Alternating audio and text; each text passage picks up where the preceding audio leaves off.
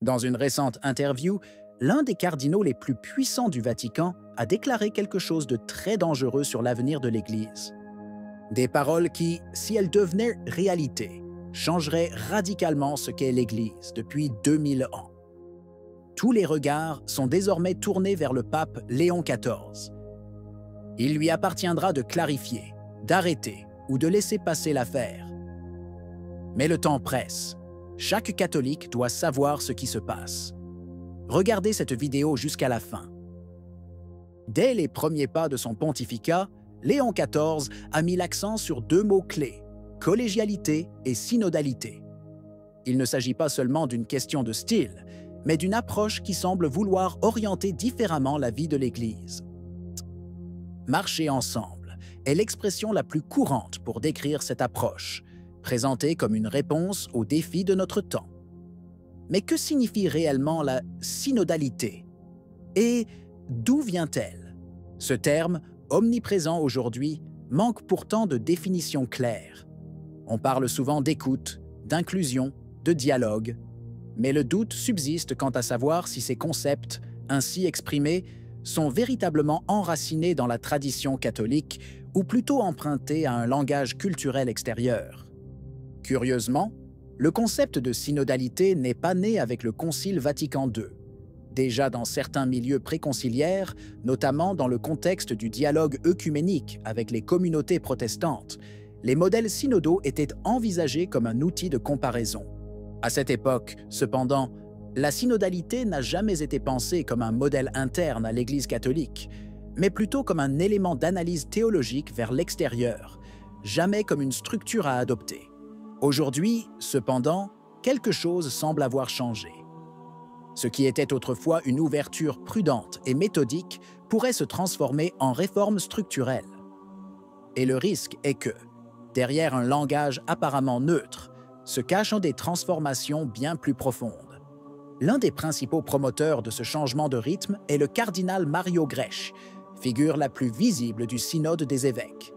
Son message est clair: moins de centralisation, moins de pouvoir pour les prêtres et plus de responsabilité pour les laïcs, même dans les domaines liturgiques et sacramentels. Grech a expliqué que les laïcs, hommes et femmes, mariés ou célibataires, pourraient diriger des paroisses entières sans avoir besoin d'un prêtre présent à tout moment. Dans l'interview accordée au Times of Malta, il a cité l'exemple concret de la Suisse, où un couple de laïcs dirige une paroisse. Ils organisent des baptêmes, des funérailles et des mariages, tandis que le prêtre passe de temps en temps, juste pour célébrer la messe. Selon Grech, ce modèle est même un don de l'esprit.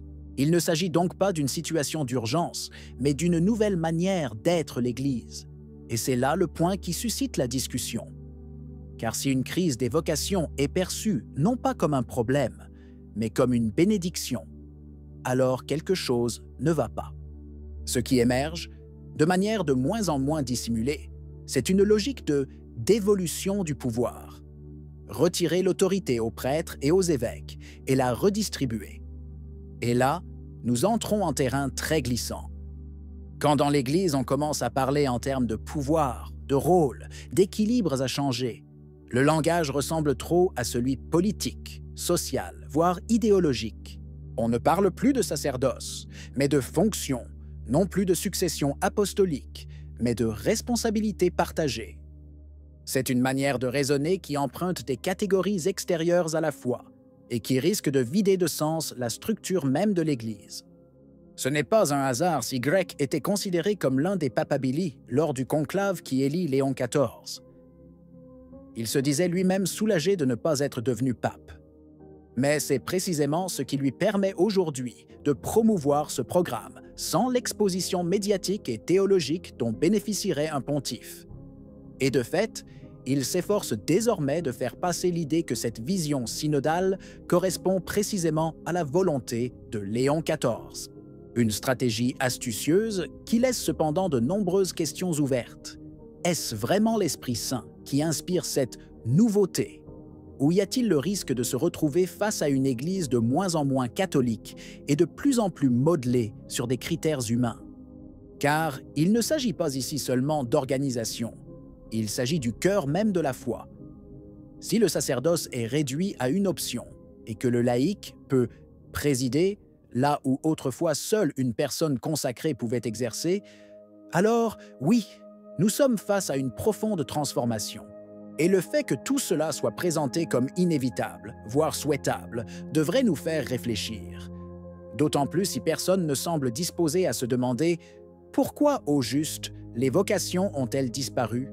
Cette crise pourrait-elle être le résultat direct des choix opérés ces dernières décennies? D'une Église qui a tenté de se moderniser, de plaire au monde, de parler le langage de la modernité, perdant au passage son langage surnaturel. Dans les années qui ont suivi le Concile Vatican II, nous avons assisté à un changement radical dans la manière dont nous vivons notre foi. Dans de nombreux milieux, on parle désormais davantage de dialogue que de conversion, d'accueil que de doctrine, de structure pastorale que de vie intérieure. Résultat? Des séminaires entiers ont fermé, des ordres religieux ont disparu et le clergé est devenu de plus en plus âgé et isolé. Mais au lieu de revenir aux sources, ils tentent de tout réformer à nouveau, comme si le problème résidait dans la structure et non dans la perte de zèle, d'identité ou de foi. Et maintenant, on nous dit que la solution réside dans la synodalité, qu'il faut s'ouvrir davantage, décentraliser, laisser plus de place aux laïcs, peut-être même aux femmes dans les rôles liturgiques. Mais il y a une question que personne ne semble vouloir poser. De quel modèle nous inspirons-nous? Car ce type d'organisation ecclésiale, avec des paroisses gérées par des couples mariés, des liturgies partagées, des communautés autogérées, est très similaire aux églises protestantes, notamment celles d'Europe du Nord. Et ce n'est pas une coïncidence. Dans les mêmes endroits où ces solutions sont désormais la norme, les églises se sont vidées, la foi s'est affaiblie et la sécularisation a pris le dessus. Et c'est précisément sur ce fond, plein de tensions et d'ambiguïtés, que se situe la position du pape Léon XIV. Dès les premiers jours de son pontificat, il a relancé avec force le thème de la synodalité, le présentant comme l'un des cœurs battants de son ministère. Le pape parle d'écoute, de communion, de chemin partagé, et il le fait avec un ton rassurant, en essayant de maintenir un équilibre entre innovation et fidélité à la tradition. Mais pour l'instant, tout reste très flou. Qu'est-ce que cette synodalité tant invoquée? Est-ce un style? Une réforme structurelle? Un changement doctrinal déguisé? Léon XIV semble vouloir préserver l'unité des différentes âmes de l'Église, en recherchant une synthèse encore floue. Le risque évident est que cette ouverture soit interprétée et utilisée à contre-courant par ceux qui prônent un renversement de l'ordre traditionnel.